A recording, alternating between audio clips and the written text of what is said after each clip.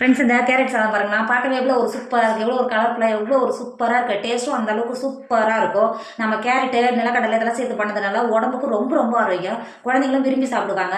நம்ம இன்னைக்கு சூப்பரான ஹெல்த்தியான கேரட் சாதம் தான் செய்ய போகிறோம். எப்படி செய்யலாம்னு பார்க்கலாமா? Hi friends, welcome to Kerala சமையல். கேரளா சமையலில் நம்ம கேரட் சாதம் தான் பண்ண போகிறோம். வாங்க எப்படி செய்யலாம்னு பார்க்கலாம். சாதம் வடிக்கிறதுக்கு ஒரு பாத்திரத்தில் தண்ணி வச்சு இங்கே பாருங்க எந்த அளவுக்கு நல்லா கொதிக்க ஆரம்பிச்சிச்சு பார்த்தீங்களா. இப்போது நான் ஜீரக சம்பாரிச்சு எடுத்திருக்கேன், 2 கப்பு எடுத்திருக்கேன். 250 கிராம் கப்பில் 2 கப்பு ஜீரக சம்பாரிச்சு எடுத்திருக்கேன். இப்போ கொதிக்கிற தண்ணி இருக்குது பார்த்தீங்களா, இந்த மாதிரி உள்ளே சேர்த்துக்கோங்க. இந்த மாதிரி சுடு தண்ணி சேர்த்து ஒரு 2 டைம் நீங்கள் கழுவும் போது அரிசியில் இருக்கிற டார்ச்செல்லாம் வெளில வந்துடும். சாதம் நல்லா உதிரி உதிரியாக இருக்கும். லஞ்ச் பாக்ஸ் எல்லாம் செஞ்சுட்டு டேஸ்ட் நல்லா சூப்பராக இருக்கும். தண்ணி சேர்த்துட்டு கை வச்சு கழுகாம இந்த மாதிரி கரண்டியோ இல்லை ஸ்பூனோ வச்சு இந்த மாதிரி கலக்கி கொடுத்துக்கோங்க. அப்போ அரிசி அந்த அளவுக்கு நல்லா கலர் மாறுது பார்த்தீங்களா. இப்போ அரிசியில் இருக்கிற டார்ச்செல்லாம் போயிடும். நமக்கு சாதம் வடிக்கும் போது உதிரி உதிரியாக இருக்கும். மாதிரி நீங்கள் கரண்டி வச்சு கழுவினோடனே பாருங்கள் எந்த அளவுக்கு நல்லா கலர் மாதிரி வந்துருக்கு பார்த்தீங்களா. இப்போ இந்த தண்ணியை வடிகட்டிட்டு ஒரு 2 டைம் நல்லா இந்த தண்ணியை வடிகட்டிட்டு நார்மல் வாட்டரில் ஒரு 2 வாட்டி நல்லா அரிசியை கழுவிட்டு தண்ணியை வடிகட்டி எடுத்துக்கோங்க. இப்போ கழுவி எடுத்துன்னு வந்திருக்கோம்ல அரிசியை தண்ணியில் சேர்த்துக்கோங்க. அரிசியை சேர்த்து கொடுத்துட்டு அது கூடவே 1.5 டேபிள் ஸ்பூன் உப்பு சேர்த்துக்கோங்க. நீங்கள் இப்போவே உப்பு சேர்த்து வடிக்கும் போது சாத்திரம் நல்லா உப்பு பிடிச்சிருக்கோம். 1.5 டேபிள் ஸ்பூன் உப்பு சேர்த்துக்கோங்க.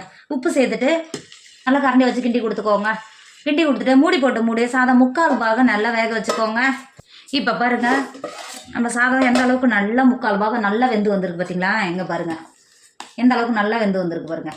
3/4 பாகம் வந்துருக்குன்னா இந்த மாதிரி எடுத்துட்டு இந்த மாதிரி உடச்சி பார்த்தா 3/4 பாகம் வெந்திருக்கணும், 1/4 வேகாத இருக்கணும். இது மாதிரி தான் இருக்கணும். இப்படி இந்த மாதிரி இருந்தால் தான் நம்ம சாதம் கிளறும்போது உதிரி உதிரியாக இருக்கும். நீங்கள் எந்த சாதம் பண்ணாலும் இந்த மாதிரி தான் வடிக்கணும். அப்போ தான் நல்லா உதிரி உதிரியாக இருக்கும், பார்க்குறதுக்கு நல்லா சூப்பராக இருக்கும்.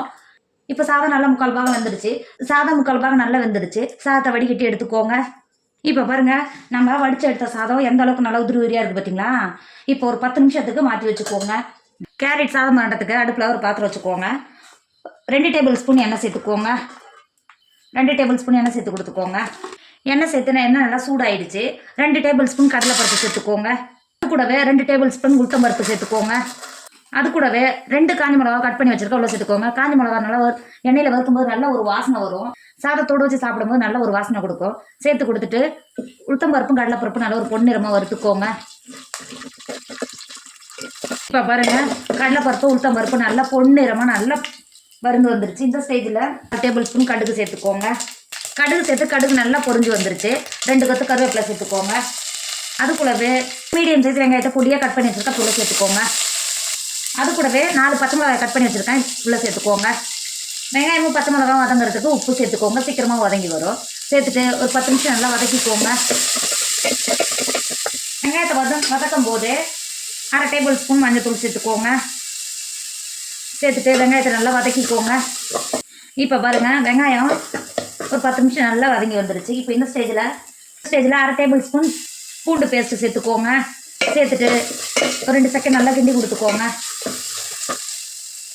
கிண்டி கொடுத்துட்டு 150 கிராம் கேரட்டை காய் துருவும் பார்த்தீங்களா, சீவெல்லாம் நல்லா துருவி எடுத்து வச்சுருக்கேன். இப்போ உள்ள சேர்த்துக்கோங்க. கேரட்டை உள்ள சேர்த்துட்டு நம்ம சேர்த்த வெங்காயம் பூண்டு பேஸ்ட் இது கூட நல்லா வதக்கிக்கோங்க. தண்ணி எதுவும் சேர்க்காமலே ஒரு 10 நிமிஷத்துக்கு நல்லா வதக்கிக்கோங்க. இப்போ பாருங்கள் ஒரு 10 நிமிஷம் நல்லா கேரட் நல்லா வதங்கி வந்திருக்கு. இப்போ இந்த ஸ்டேஜில் 2 டேபிள் ஸ்பூன் தண்ணி சேர்த்துக்கோங்க. எக்ஸ்ட்ரா தண்ணி சேர்க்கணும் அவசியம் கிடையாது. 2 டேபிள் ஸ்பூன் மட்டும் தண்ணி சேர்த்துக்கோங்க. கேரட் 2 டேபிள் ஸ்பூன் தண்ணியிலே நல்லா வெந்து வந்துடும். இப்போ தண்ணி சேர்த்துட்டு ஒரு 2 செகண்ட் நல்லா கிண்டி கொடுத்துக்கோங்க. இந்த அளவுக்கு நல்லா கிண்டி கொடுத்துட்டு மூடி போட்டு மூடி ஒரு 10 நிமிஷமே கேரட் நல்லா வெந்து வந்துடும். மூடி போட்டு ஒரு 10 நிமிஷம் கேரட் நல்லா வேக வச்சுக்கோங்க. இப்போ பாருங்கள் கேரட்டு எந்த அளவுக்கு நல்லா வெந்து வந்திருக்கு பார்த்தீங்களா. அங்கே பாருங்கள் நல்லா சாப்பிட்டா அந்த அளவுக்கு நல்லா வெந்து வந்திருக்கும். ஏற்கனவே வடிச்சு எடுத்து வச்சுருக்கோம்ல சாதத்தை உள்ளே சேர்த்துக்கோங்க. சாதத்தை உள்ளே சேர்த்துட்டு நல்லா கேரட் மசாலாவோட நல்லா கிண்டி கொடுத்துக்கோங்க. நம்ம உளுத்தம்பருப்பு கடலைப்பருப்பெல்லாம் சேர்த்ததுனால வாசனை அந்த அளவுக்கு சாதத்தோடு சாப்பிடும்போது அந்த அளவுக்கு வாசனை சூப்பராக இருக்கும்.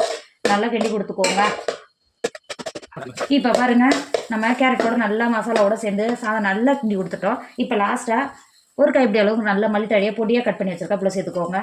சேர்த்துட்டு ஒரு டைம் நல்லா கிண்டி கொடுத்துக்கோங்க. கிண்டி கொடுத்துட்டு வேறு ஒரு பிளேட்டுக்கு மாற்றிக்கோங்க.